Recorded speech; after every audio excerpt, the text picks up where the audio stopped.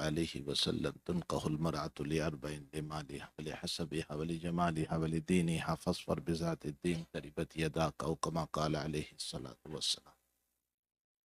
ہم سب اس وقت جو ہیں ہمارے بہت عزیز بہت پیارے بھائی یحییٰ سلمہ کی بیٹی کا جو آج نکاح ہو رہا ہے، خدیجہ، دلہا کا کیا نام ہے؟ دلہا کا معاذ، لوگ معاذ بولتے ہیں، میم پر فتحہ نہیں ہے، میم پر ضمہ ہے، معاذ ہے،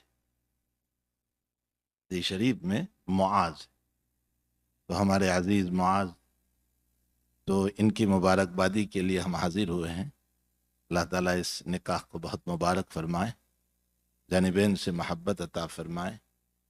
نکاح تو انبیاء کی سنت رہی ہے، سارے انبیاء کے نکاح ہوئے ہیں سوائے دو نبی کی۔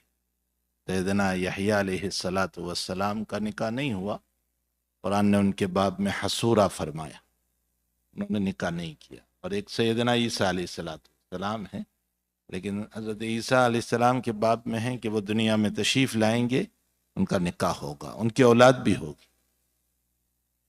باقی تمام انبیاء کرام علیہ الصلوۃ والتسلیم کا نکاح ہوا ہے، اور سب سے بڑھ کر نبی اکرم صلی اللہ علیہ وسلم کے نکاح ہوئے۔ صاحب در مختار نے ایک بات لکھی ہے، فرماتے ہیں کہ دو چیزیں ایسی ہے جو تمام انبیاء میں مشترک رہی، یعنی تمام انبیاء میں برابر رہی، ایک ایمان اور ایک نکاح۔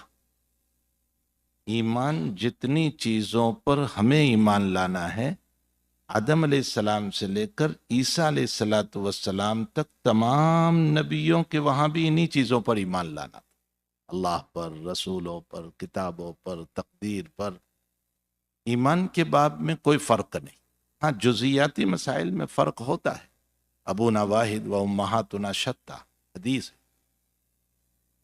تو آدم علیہ السلام سے لے کر محمد الرسول اللہ صلی اللہ علیہ وسلم تک تمام نبیوں میں ایمان کا مسئلہ برابر رہا، اور دوسرا مسئلہ نکاح کا ہے، تمام نبیوں میں نکاح رہا، اس امت میں بھی نکاح ہے، سیدنا محمد الرسول اللہ صلی اللہ علیہ وسلم کے بھی نکاح ہو۔ تو ایمان اور نکاح یہ تمام نبیوں میں مشترک ہے، اور یہ دونوں ایک ایسی عبادت ہے کہ صاحب در مختار فرماتے ہیں کہ یہ عبادت جنت میں بھی رہے گی، اس لیے کہ بغیر ایمان کے تو کوئی جنت میں جا ہی نہیں سکتا ہے، تو ایمان جنت میں بھی رہے گا، سلام قولا من رب الرحیم، سلام قولا من رب الرحیم۔ اور نکاح بھی جنت میں رہے گا، اللہ جنتی عورتوں سے نکاح کرائے گا، اور دنیا کی عورت کو اللہ ان کا سردار بنائے گا۔ تو بہرحال یہ دو چیزیں ایسی ہیں جو پہلے آدم علیہ السلام سے مسلسل ہیں اس امت تک، اور اس امت سے آگے جنت میں بھی یہ دونوں عبادتیں رہنے والی ہیں۔ تو نکاح ایک ایسی عبادت ہے جو مسلسل انبیاء کرام علیہ الصلوۃ والتسلیم میں چلی آئی، لیکن میاں بیوی میں تعلق باقی تب رہتا ہے جبکہ دونوں حدیث اور سنت کو برقرار رکھیں، تو زندگی برابر گزرتی ہے۔ ایک دو آنی تو اوپر نیچے ہوتا رہتا ہے، حضرت علی رضی اللہ تعالیٰ عنہ، حضرت فاطمہ رضی اللہ تعالیٰ عنہ کے بھی تھوڑا تو میں ہوا تھا، ہوتا ہے ایسا، لیکن 100% اختلاف تب نہیں ہوتا جبکہ دونوں سنت کے پابند ہوں۔ پھر عجیب و غریب بات یہ ہے کہ آپ دیکھیں کہ نکاح جو ہے ساری قوم میں ضرورت ہے، اسلام میں صرف ضرورت نہیں، بہت غور سے سمجھیں اس مسئلے کو، ساری امت میں ضرورت ہے۔ ضرورت کا کیا مطلب؟ خواہش پوری کر دی مسئلہ ختم۔ اسلام نے یہ نہیں کہا، اسلام کہتا ہے نکاح ضرورت بھی ہے، مقصد بھی ہے، عبادت بھی ہے۔ ہاں یہ عبادت ہے، یہ تو سنت رسول صلی اللہ علیہ وسلم، اتزود النساء ومن رغب عن سنتی فلیس منی، یہ عبادت ہے، اور یہ ایسی عبادت ہے کہ رات میں میاں بیوی سو جائیں تو بھی اس کا ثواب جاری رہتا ہے۔ ایسا تو ہے نہیں کہ لوئر کے کوٹ کی طرح رات میں اتار دیا اور صبح پہن لیا تو لوئر بن گیا، ایسا نہیں ہے۔ رات میں سوئے تو بھی ثواب جاری، دن میں سوئے تو بھی ثواب جاری، حتیٰ کہ مسئلہ یہ ہے کہ اللہ کے نبی علیہ السلام نے فرمایا کہ بیوی کے منہ میں پیار سے لقمہ دینے پر بھی اللہ صدقے کے برابر ثواب دیتا ہے۔ کیسی بہترین عبادت یہ، ضرورت بھی ہے، مقصد بھی ہے، عبادت بھی ہے۔ یہ ساری قوم ضرورت سمجھتی ہے، اسی لیے ان کے وہاں گرل فرینڈ، بوائے فرینڈ، بس ضرورت ہے، ضرورت پوری ہو گئی، مسئلہ ختم ہو گیا، یہ سب ضرورت ہے۔ ہمارے وہاں ایسا نہیں۔ اچھا، جو ضرورت سمجھتے ہیں نا وہ حیوان ہے، اینیمل ہے، جانور ہے۔ یہ جانور کا حال یہی ہے کہ وہ اپنی خواہشات پوری کر لی، مسئلہ ختم۔ اسلام یہ نہیں کہہ رہا ہے، اسلام یہ کہہ رہا ہے تم ہمیشہ کے ساتھ، تمہاری زندگی پیار بھری ہوگی، محبت بھری ہوگی، ایک دوسرے کے سپورٹ میں تم چلو گے تو بھی اللہ ثواب عطا فرمائے۔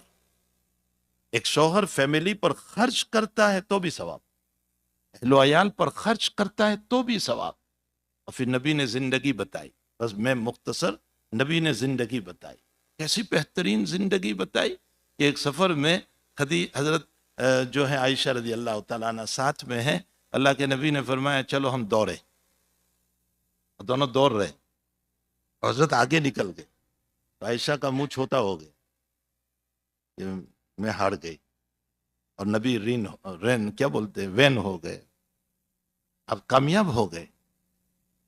حضرت نے دوسری مرتبہ جان بوجھ کر دوڑ لگائی اور پیچھے رہ گئے، اور عائشہ آگے نکل گئے۔ حضرت نے فرمایا پہلے میں کامیاب ہوا تھا، اب تو کامیاب۔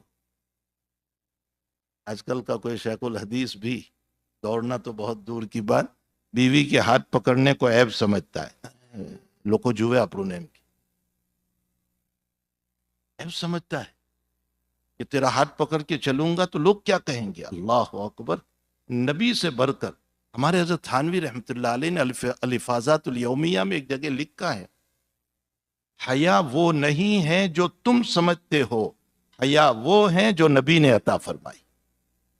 ہاں، میں اور آپ حیا، ہم تو کھڑے کھڑے کھانے کو جو ہے جائز سمجھ رہے ہیں، بہت اچھا ہے یہ تو، نبی سے پوچھیں کہ کیا مسئلہ ہے۔ حیا وہ نہیں ہے جس کو میں اور آپ سمجھے، حیا وہ ہے جو نبی دے، اس کو حیا کہتے۔ حضرت عائشہ نے ایک مرتبہ فرمایا یا رسول اللہ، ایک درخت اور ایک ٹری ایسا ہے جس پر سارے لوگوں نے اپنے اونٹنیاں چرائی ہے، اور ایک درخت تو وہ ہے جس پر کسی نے اپنی اونٹنی نہیں چرائی، یعنی اس کا چارہ نہیں کھلایا۔ تو آپ اپنی اونٹنی کے لیے کون سا درخت پسند کرو گے، کون سا ٹری؟ تو حضور فرما رہے ہیں میں اس کو پسند کروں گا جس پر کسی نے اپنی اونٹنی نہیں چرائی۔ تو عائشہ مسکرا کر کہتی ہے میں ہی تو ہوں، تمہاری ساری بیویاں تو اور شوہروں سے ہو کر آئی ہے اور میں کنواری ہوں۔ اور حضرت ہنس رہے۔ میں اور آپ تھوڑا سا علم کا غرور، جماعت کا غرور، تبلیغ کا غرور، لا حول لا حول، یہ کیا بات کر رہی ہے تو؟ یہ حیا نہیں ہے، حیا وہ ہیں جو نبی دے۔ ان باتوں میں یہ بتا رہے ہیں کہ یہ پیار کیا جائے، ذرا دل لگی کی جائے اپنی بیوی کے ساتھ۔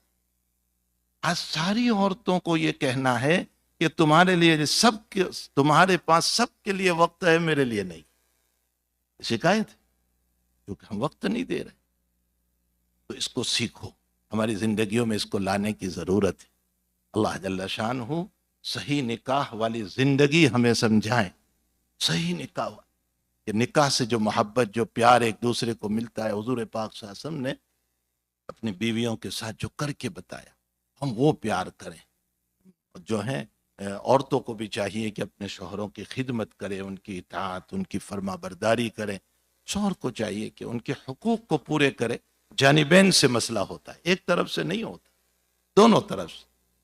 عورت کو بھی چاہیے کہ پوری وفاداری کرے، پوری وفاداری، اتنی وفاداری کہ روایتوں میں آتا ہے کہ اللہ کے حبیب پاک صلی اللہ علیہ وسلم اعتکاف میں ہوتے تھے تو ویسے تو گھر میں ہوتے تھے تو سر میں مالش کر دیتی تھی حضرت عائشہ، تیل لگا دیتی، لیکن اعتکاف میں ہوتے تھے تو حضرت عائشہ کہتی ہے کہ میں حالت حیض میں ہوتی تھی تو مسجد میں نہیں جا سکتی تھی، تو حضرت ونڈو سے اپنا سر نکالتے تھے، اور عائشہ کہتی ہے میں باہر سے آپ کے سر کو مالش کر کے تیل لگا دیا تھا۔ بخاری شریف کی روایت۔ یہ خدمت کے جذبات بھی ہو۔ عز الدین ابن سلام نے اس سے مسئلہ نکالا۔ کسی نے عز الدین ابن سلام سے پوچھا کہ حالت حیض میں عورت میت عورت کو غسل دے سکتی ہے؟ یعنی خود حالت حیض میں اور کسی عورت کا انتقال ہو گیا تو یہ عورت اس کو غسل دے سکتی ہے؟ تو عز الدین ابن سلام نے فرمایا ہاں دے سکتی۔ فرمایا دلیل؟ فرمایا نبی کا مقدس سر جب حالت حیض میں دھو سکتی ہے تو میت کو غسل کیوں نہیں دے سکتی؟ یہ کیسا استدلال! محدثین کا ذہن دیکھیے، یہ محدثین کا علم ہے۔ تو خیر بہرحال بہت مبارک ہیں یہ مجلس، حضرت بھی تشریف فرما ہے، بیٹی خدیجہ ہے، نام بھی بہت پیارا ہے۔ جب تک خدیجہ حیات رہی اللہ کے حبیب نے انہی سے زندگی گزاری، انہی سے زندگی گزاری، یہ کوئی نکاح نہیں فرمائے۔ اور خدیجہ نے اپنے جان اور مال کو قربان کر دیا نبی علیہ الصلوۃ والسلام کے اوپر۔ اور کیسے کیا کہ اللہ کے حبیب اتنا یاد کرتے کہ خدیجہ کے انتقال کے بعد بکرا ذبح کرتے تو خدیجہ کی فرینڈ کے وہاں بھیجتے۔ میری خدیجہ کی قربانیاں ہیں، میری خدیجہ کی قربانیاں ہیں۔ حتیٰ کہ خدیجہ کا ہار جو زینب کو دیا تھا اور بدر میں ان کے شوہر پکڑے گئے ابو العاص اموی، اور وہ ہار آیا سامنے، زینب نے بھیجا چھڑانے کے لیے، تو حضرت نے رو دیا اور ابو العاص کو مفت میں چھوڑ دیا۔ وہ داماد ہونے کی بنیاد پر نہیں چھوڑا تھا، نسبت خدیجہ پر چھوڑا تھا کہ میری خدیجہ کی قربانیاں ہیں۔ تو ایک خدیجہ، ایک یہ بھی اللہ تعالیٰ بہت مبارک فرمائے۔ اور معاذ رضی اللہ تعالیٰ عنہ بڑے صحابی ہے، اللہ جل شانہ ان دونوں میں محبتیں مودتیں پیدا فرمائے، اس نکاح کو بے حد قبول فرمائے، دونوں خاندانوں میں محبت عطا فرمائے۔ وصلی اللہ علی نبی الکریم برحمتک یا